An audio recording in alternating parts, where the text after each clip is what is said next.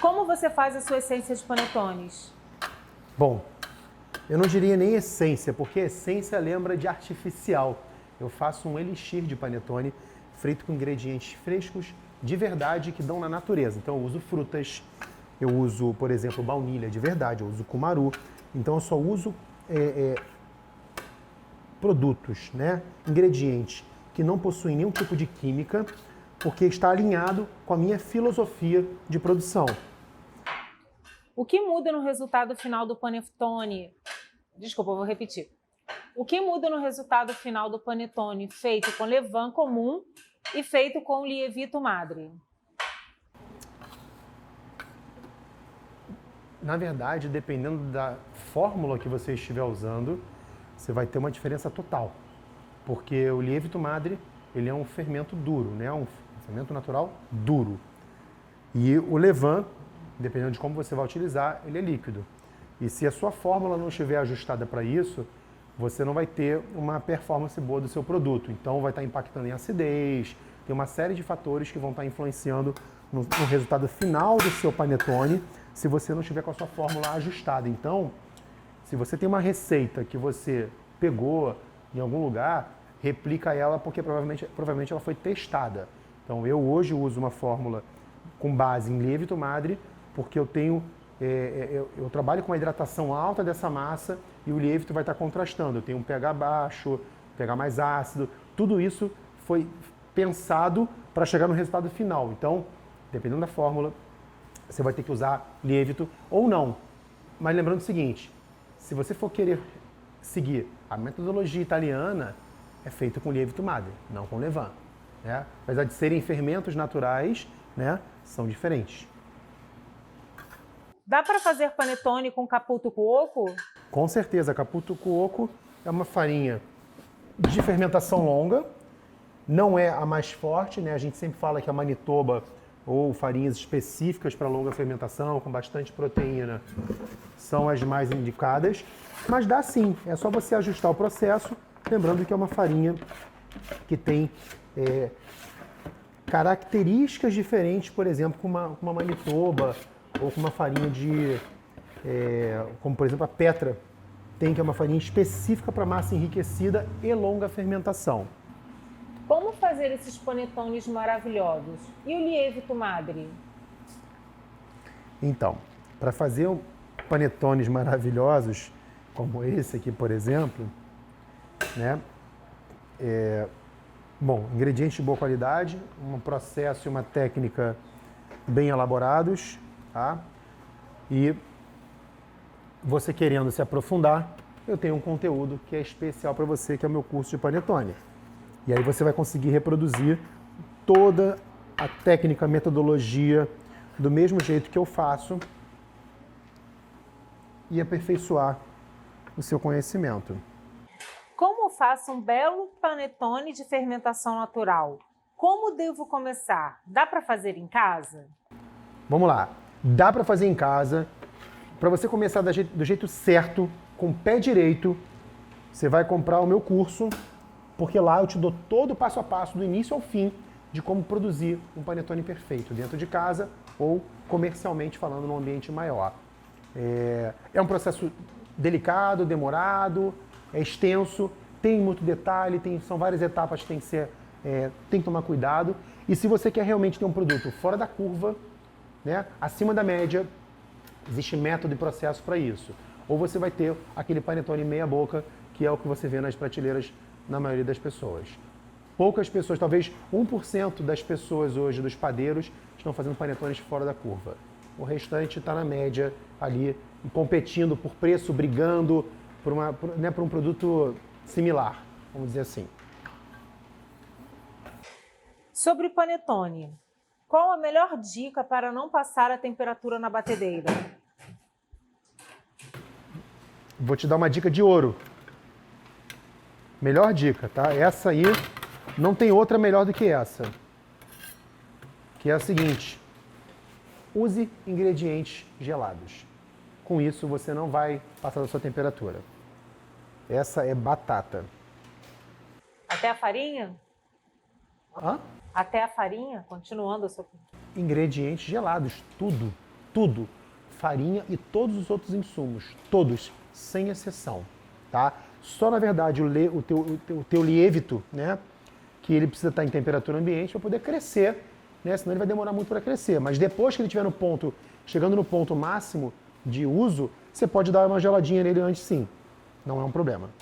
Ricardo, pizza napolitana não tem nada a ver com pizza feita com levain?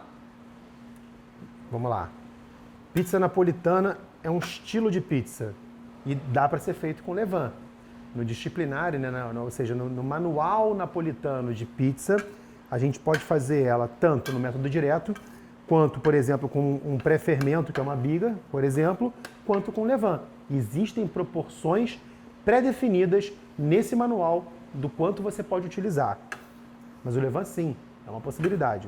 Como deixar meus pães com alvéolos maiores?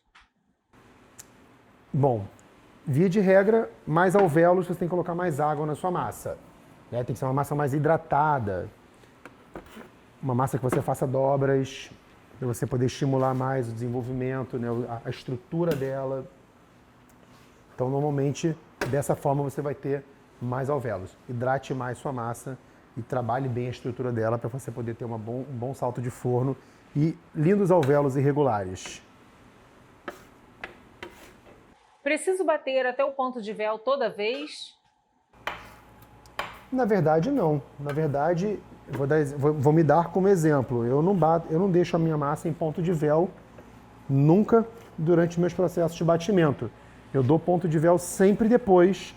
Na verdade, não é ponto de véu, né? É o desenvolvimento completo da massa, que lógico que dá o véu durante as dobras, por exemplo. Então, eu prefiro fazer dessa forma. Agora, se você quiser também dar o ponto de véu durante o batimento, é possível. É uma alternativa também. Só não faça dobras depois porque não tem sentido.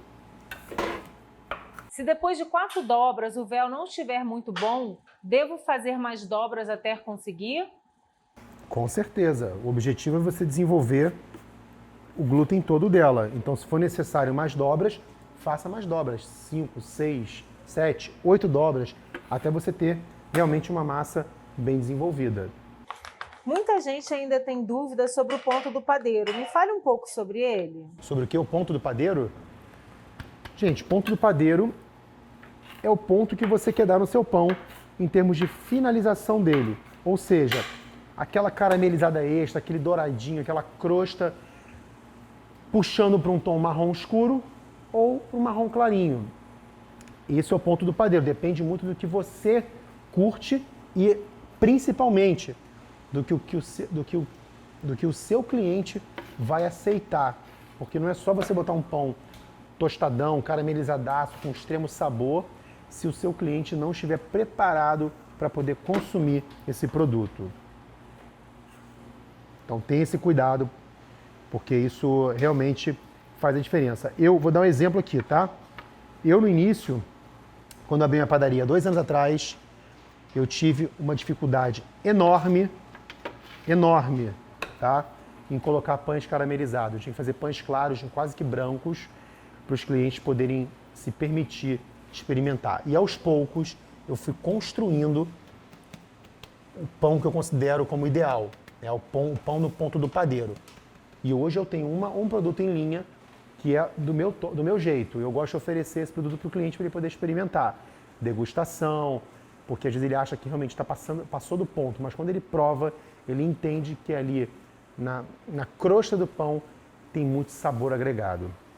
Mas é um processo de conquista do sabor, do paladar do seu cliente.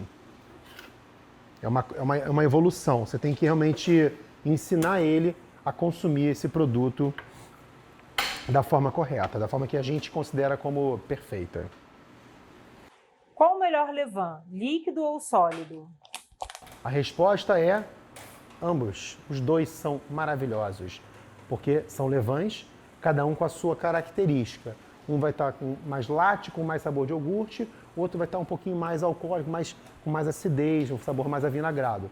Cada um vai produzir pães diferentes, depende muito do que você quer produzir. Qual a etapa mais importante para se obter um belo salto no forno? Fermentação bem feita. Um bom processo, estrutura, glúten bem desenvolvido, dobras. Tudo isso vai impactar no resultado final para dar um belo salto de forno. Qual a etapa mais importante para evitar que a massa se esparrame ao corte? Na hora de cortá-la. Para ela não se esparramar, tem que ter uma fermentação bem feita, tem que estar com estrutura. Se ela não tiver estrutura, ela vai se esparramar. E uma dica legal é a massa estar gelada para você poder fazer um corte, vamos dizer assim, mais armado. Posso mudar a proporção do meu levain mãe? O meu é firme e quero ele mais líquido. Pode, com certeza. Faça alimentações na nova proporção e você vai converter o seu levain para nova alimentação, né? Você vai ser mais líquido, 1 para 1 para 1, 1, 2, 2. Quanto tempo você gosta de deixar fermentando a frio na segunda fermentação? Eu deixo normalmente fermentar frio por pelo menos, no mínimo, na pior das hipóteses, 12 horas. O que é considerado longa fermentação? Longa fermentação é quando você faz um processo que tem no mínimo aí 8 horas. 8 horas, uma longa fermentação. Acho que abaixo disso é uma fermentação curta.